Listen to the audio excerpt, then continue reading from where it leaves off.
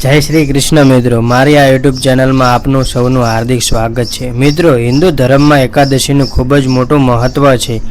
વર્ષમાં કુલ 24 એકાદશીઓ આવે છે અને દરેક એકાદશીનું પોતાનું એક વિશેષ મહત્વ અને કથા હોય છે। આજે આપણે વાત કરીશું પાપ મોચની એકાદશી વિશે। ગુજરાતી પંચાંગ મુજબ ફાગણ મહિનાના વદ પક્ષમાં અને ઉત્તર ભારતીય પંચાંગ મુજબ ચૈત્ર કૃષ્ણ પક્ષમાં આવતી એકાદશીને પાપ મોચની એકાદશી કહેવામાં આવે છે। આ એકાદશી હોળી પછી તરત જ આવે છે। જેમ નામ પરથી જ ખબર પડે છે, પાપ મોચની એટલે કે પાપોમાંથી મુક્તિ અપાવનારી એકાદશી। ચાલો આજે આપણે આ એકાદશીનો અદ્ભુત મહિમા અને તેની પાવન કથા વ્રત કથા સાંભળીએ। વિડીયોને અંત સુધી જરૂર જોજો અને જો તમને આ માહિતી ગમે તો ચેનલને સબસ્ક્રાઈબર કરવાનું ભૂલતા નહીં।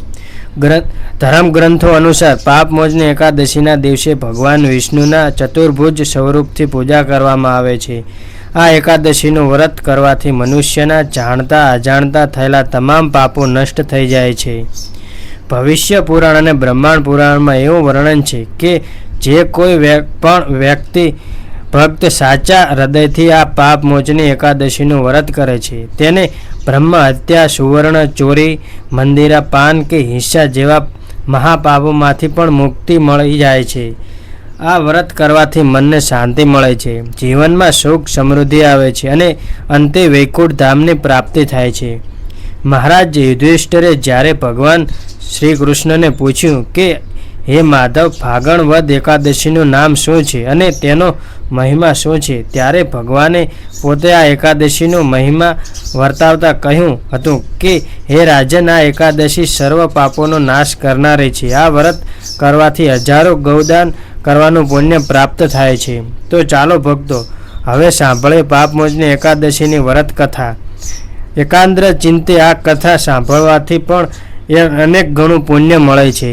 પ્રાચીન કાળમાં ચૈત્ર રથ નામનું એક અત્યંત સુંદર વન હતું। આ વનમાં ઋષિ ચયવનના પુત્ર મેઘાવી ઋષિ કઠોર તપસ્યા કરી રહ્યા હતા। આ જ વનમાં દેવરાજ ઇન્દ્રની અપ્સરાઓ પણ વિહાર કરતી હતી। મેઘાવી ઋષિ શિવજીના પરમ ભક્ત હતા, જ્યારે અપ્સરાઓ કામદેવને આધીન હતી।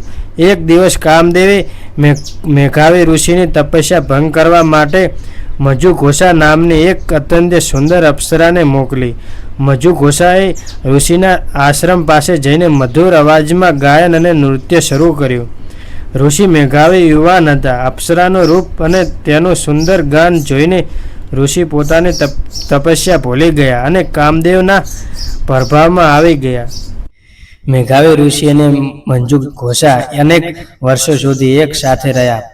સમય પસાર થતો ગયો, પરંતુ ઋષિને તેના ભાન ન થયું।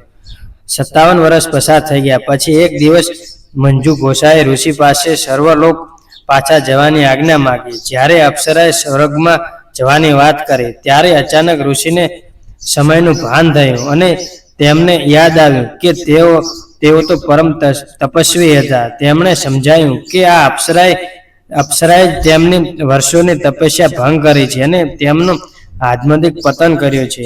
ગુસ્સામાં આવીને મેઘાવી ઋષિએ મજુઘોષાને શ્રાપ આપ્યો, હે દુષ્ટ અપ્સરા, તે મારો તપ ભંગ કરીને મોટું પાપ કર્યું છે, માટે હું તને શ્રાપ આપું છું કે તું પિશાચીની ચૂડેલ રાક્ષસી બની જા।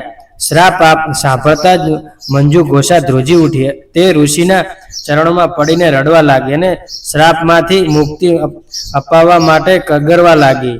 અપ્સરાને વારવાર માફી અને આજીજી જોઈને મેઘાવી ઋષિને દયા આવી। તેમણે કહ્યું, ફાગણ માસના કૃષ્ણ પક્ષમાં અથવા ચૈત્ર કૃષ્ણ પક્ષના આવતી પાપ મોચની એકાદશીનું તું વિધિ પૂર્વક વ્રત કરજે। આ વ્રતના પ્રભાવથી તારા તમામ પાપ નષ્ટ થઈ જશે અને તેને પિશાચ યોનિમાંથી મુક્ત મળશે। આટલું કહીને મેઘાવી ઋષિ પોતાના પિતા વૈચન ઋષિના આશ્રમમાં ગયા।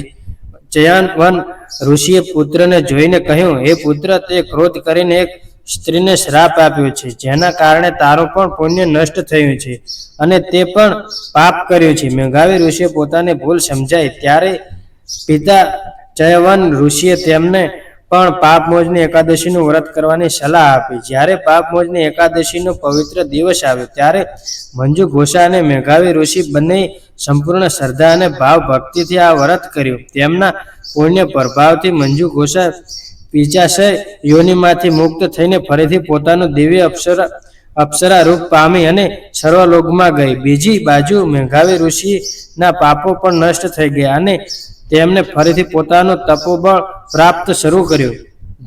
જોયું મિત્રો, પાપમોચની એકાદશીનું વ્રત કેટલું પ્રભાવશાળી છે. ચાલો હવે જાણીએ તેમની પૂજા વિધિ. એકાદશીના દિવસે જ્યારે વહેલા ઉઠીને સ્નાન કરી લેવું, સ્વચ્છ કપડાં પહેરીને ઘરમાં મંદિરમાં દીવો પ્રગટાવો અને ભગવાન વિષ્ણુની મૂર્તિ કે છબી સમક્ષ વ્રતનો સંકલ્પ લેવો. ભગવાન નારાયણને પીળા ફળ, તુલસી પત્ર, ધૂપ અને દીપ અર્પણ કરવા. વિષ્ણુ પૂજામાં તુલસીનું ખૂબ જ મહત્વ છે, જેથી તુલસીના પાન અચૂક ધરાવવા. આખો દિવસ ઓમ નમો ભગવતે વાસુદેવ મંત્રનો જાપ કરવો. બની શકે તો નિર્જળા અથવા માત્ર ફળ અને દૂધ ખાઈને ફરાળ કરવો. એકાદશીના દિવસે અન્ન ગ્રહણ ન કરવું જોઈએ.